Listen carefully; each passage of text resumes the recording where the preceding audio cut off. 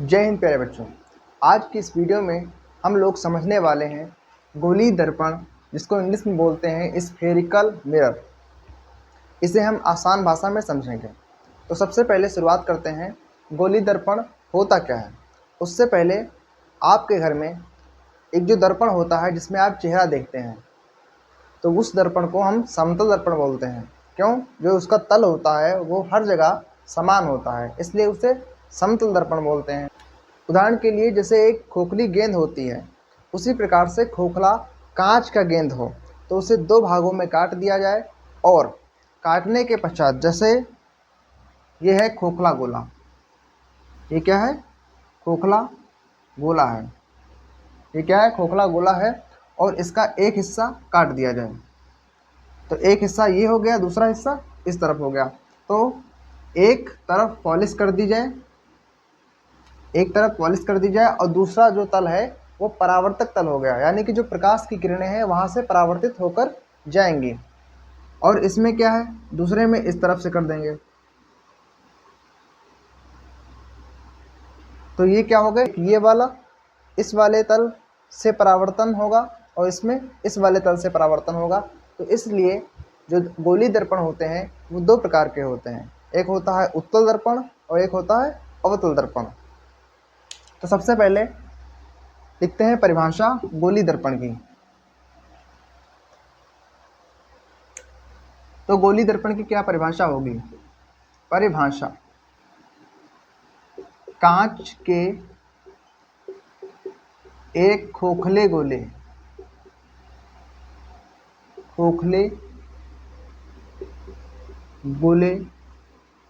को दो हिस्सों में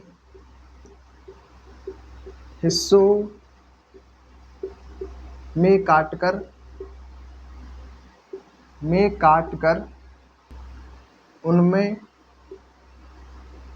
एक तरफ पॉलिश या पेंट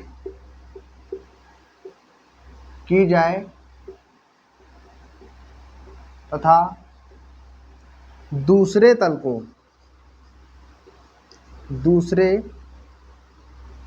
को परावर्तक तल बना दिया जाए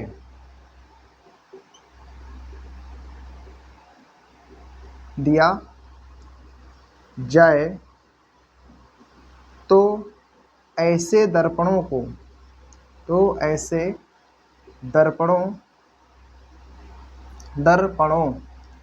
दर्पणों को क्या कहते हैं? गोलीय दर्पण कहते हैं। गोलीय दर्पण कहते हैं। तो मैंने अभी बताया था कि गोलीय दर्पण को दो हिस्सों में काटेंगे, एक तरफ उभरे तल पर पॉलिश कर देंगे और एक तरफ उसके जो पिचका हुआ हिस्सा है, अंदरूनी हिस्सा, उस पर पॉलिश कर सकते हैं। तो दो तरीके से पॉलिश कर सकते हैं और दो ही तरीके से परावर्तक तल बना सकते हैं। तो इस हिसाब से हमारे जो गोलीय दर्पण है कितने प्रकार के हो गए? तो गोलीय दर्पण के जो प्रकार होते हैं, गोलीय दर्पण के प्रकार कितने हो गए? प्रकार हो गए दो। एक हो गया अवतल दर्पण और दूसरा हो गया उत्तल दर्पण। तो एक हो गया अवतल दर्पण, दूसरा हो गया उत्तल दर्पण। अभी हम लोगों ने लिखा हुआ था टाइप्स। इसके टाइप्स कितने थे? दो टाइप्स थे। एक है अवतल दर्पण।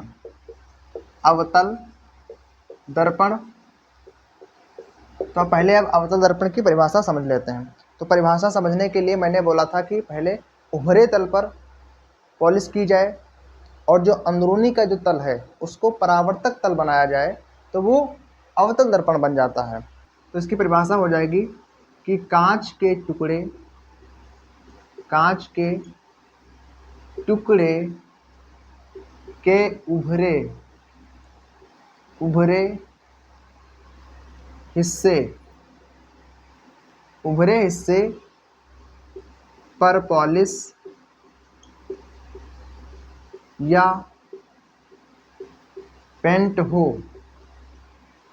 तथा दबा हुआ हिस्सा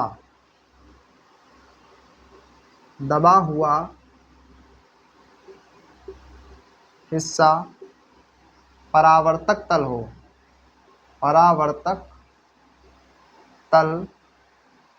हो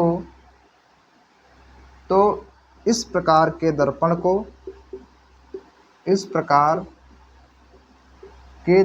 को क्या बोलते हैं? अवतल दर्पण बोलते हैं। अवतल दर्पण कहते हैं। तो अब इस परिभाषा के अनुसार इसका चित्र बनाते हैं।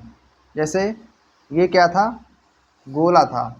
तो गोला का जो उभरा हिस्सा है, यानी कि ये वाला उभरा हिस्सा है, मान लो इसको दो भागों में डिवाइड किया था। ये क्या है? उभरा हिस्सा है। तो इस पर हम क्या कर देंगे? पॉलिश कर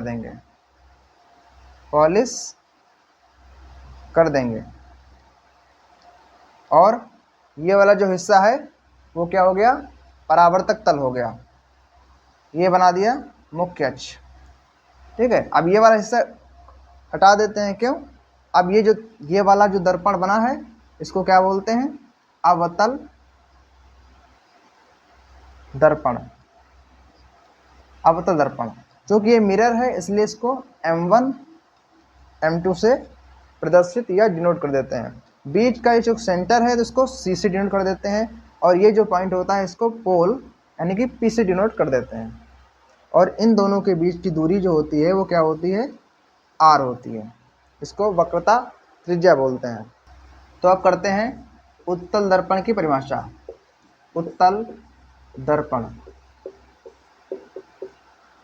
तो इसकी परिभाषा भी उसी प्रकार से रहेगी। ये था गोला, और गोले के अंदरूनी जो पार्ट था, दबा हुआ जो पार्ट था, उसमें पॉलिश कर देते हैं, और जो बाहरी हिस्सा, उभरा हुआ हिस्सा होता है, उसको परावर्तक तल बना देते हैं, तो वो उत्तल दर्पण बन जाता है। तो यहाँ लिखेंगे कांच के गोले के दबे हिस्से में पॉलिश या पेंट कर तथा उभरे हुए हिस्से को परावर्तक तल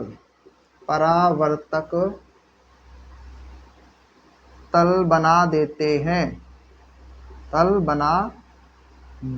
हैं। तो इस प्रकार के दर्पण को क्या बोलते हैं? तो इस प्रकार के दर्पण को उत्तल दर्पण कहते हैं। तो परिभाषा समझ में आई? अब परिभाषा के अनुसार इसका चित्र बना लेते हैं। अब ये गोला था, तो गोले के दबे हुए हिस्से पर आपको क्या करनी है? पेंट करनी है, और जो बाहरी का हिस्सा है उसको परावर्तक तल बना देना है। तो अब ये गोले का हिस्सा इस प्रकार से बन गया, और इसमें अंदर की तरफ पॉलिश कर देते हैं।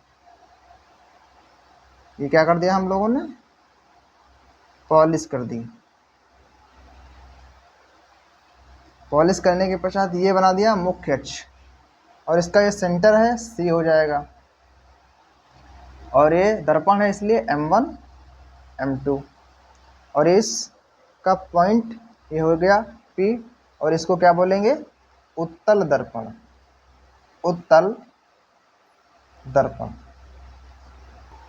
तो अब आप समझ चुके होंगे कि गोली दर्पण क्या होता है, व गोली दर्पण के प्रकार, अवतल दर्पण व उत्तल दर्पण क्या होता है, उसकी परिभाषा कैसे बनती है, और आप कर सकेंगे। तो इस वीडियो को यहीं पर विराम देते हैं। अगले वीडियो में हम गोलीय दर्पण से संबंधित जो परिभाषाएं होती हैं, जैसे वक्रता केंद्र, ध्रुव व अन्य परिभाषाएं, तो उनको नेक्स्ट वीडियो में समझेंगे। जय हिंद, जय भारत।